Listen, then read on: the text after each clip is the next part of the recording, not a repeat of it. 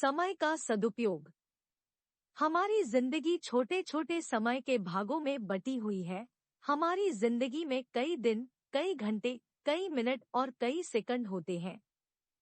परंतु कुछ लोग इसी समय में उस मुकाम को हासिल कर जाते हैं जिसकी उन्हें चाह होती है।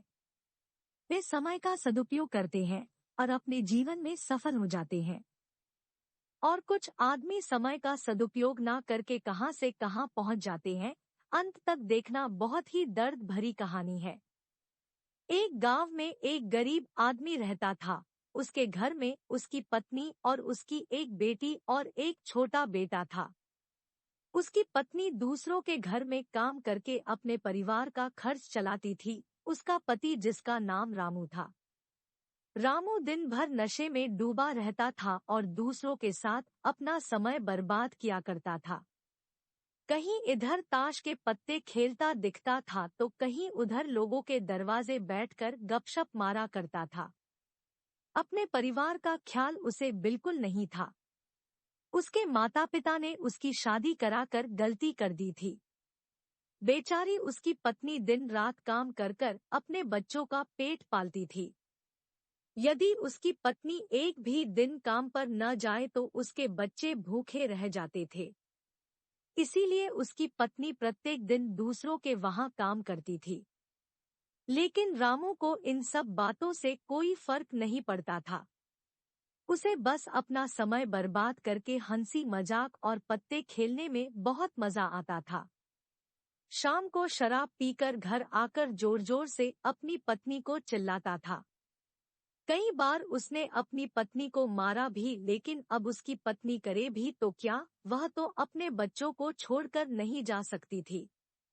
रामू को जो कोई भी जानता था वह यही कहता था कि रामू, कुछ कमाया करो, कुछ किया करो, अपने परिवार का खर्च तो उठाओ। तुम्हारे 2 बच्चे हैं, तुम्हारी पत्नी है, उनकी देखभाल करो, ऐसे अपना समय क्यों बर्बाद करते हो।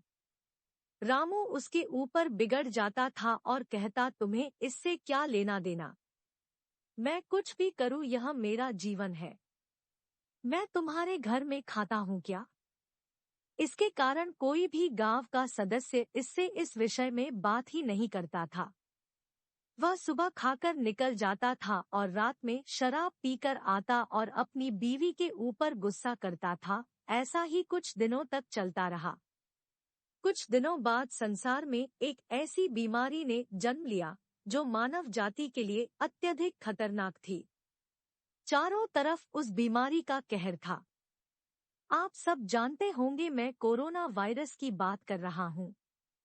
जब सरकार द्वारा लॉकडाउन लगा दिया गया था तब चारों तरफ लोगों का एक दूसरे के वहां आना जाना बंद हो गया था। सारे कार्य, सारी फैक्ट्रियां, सारी गाड़ियां इत्यादि बंद हो गए थे। अब रामू का परिवार भूखा मरने लगा था, क्योंकि उसकी पत्नी जो रोज कमाने जाती थी वह अब किसी के घर इसी कारण नहीं जा पाती थी कि कहीं इस बीमारी की वजह मैं न हो जाऊं। लोगों ने उसे अब काम पर बुलाना बंद कर दिया था। उसके परिवार में अनाज का एक दाना भी नहीं था, ना उसके घर में कुछ पैसे थे। अब वह क्या करता। उसका छोटा बेटा भी बीमार हो गया था। उसके बच्चे की तबीयत ज्यादा खराब हो गई थी। तब रामू की समझ में आया कि उसे परिवार की तरफ ध्यान देना चाहिए। उसने बच्चे को अस्पताल ले जाने का सोचा, परंतु उसके पास पैसे नहीं थे। वह गांव वालों से पैसे मांगने गया। गांव वालों ने कहा, पहले कहने पर तो हम लोगों को ही जली कटी सुना देते थे, अब इस लॉकडाउन में हमारे पास कहां से पैसा आए, यही कहकर वह लौटा देते थे। रामू अत्यधिक परेशान था। अब करे तो भी क्या करे। वह चाहकर भी कुछ नहीं कर सकता था। एक पूरा दिन बीत गया। उसके बेटे की तबीयत और भी ज्यादा खराब हो गई। तभी किसी तरह उसकी पत्नी ने जहां काम करती थी वहां से कुछ पैसे जुटा कर लाई और तब रामू अपने बच्चे को हॉस्पिटल लेकर गया। रामू अपने बच्चे को लेकर गांव के बाहर एक अस्पताल में पहुंचा। रामू दौड़ता हुआ डॉक्टर के पास गया। उसने कहा, मेरे बच्चे को बचा लीजिए डॉक्टर साहब। डॉक्टर साहब ने सारे इंस्ट्रूमेंट लगाकर चेक किया, तब उसका बेटा मर चुका था।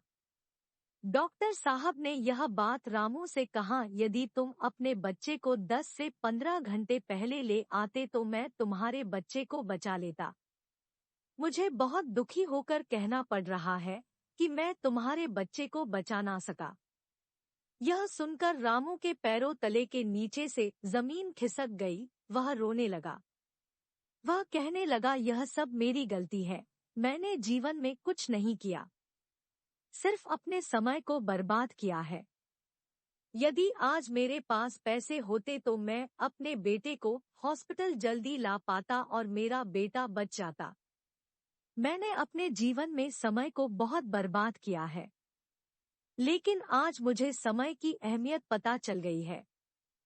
तो हमें इस कहानी से यह शिक्षा मिलती है कि हमें अपने समय को बर्बाद नहीं करना चाहिए, उसका सदुपयोग करना चाहिए, तभी हमें अपने जीवन में सफलता मिल सकती है। इस कहानी में अगर रामू पहले से काम करता होता तो उसके पास पैसे होते और अपने बेटे का इलाज करा पाता, जिससे उसका बेटा आज जिंदा होता। कहानी कैसी लगी कमेंट बॉक्स में लिखें। आपके लिए रोचक कहानियां लेकर आते रहे, उसके लिए चैनल को लाइक करें, शेयर करें और सब्सक्राइब करें। धन्यवाद।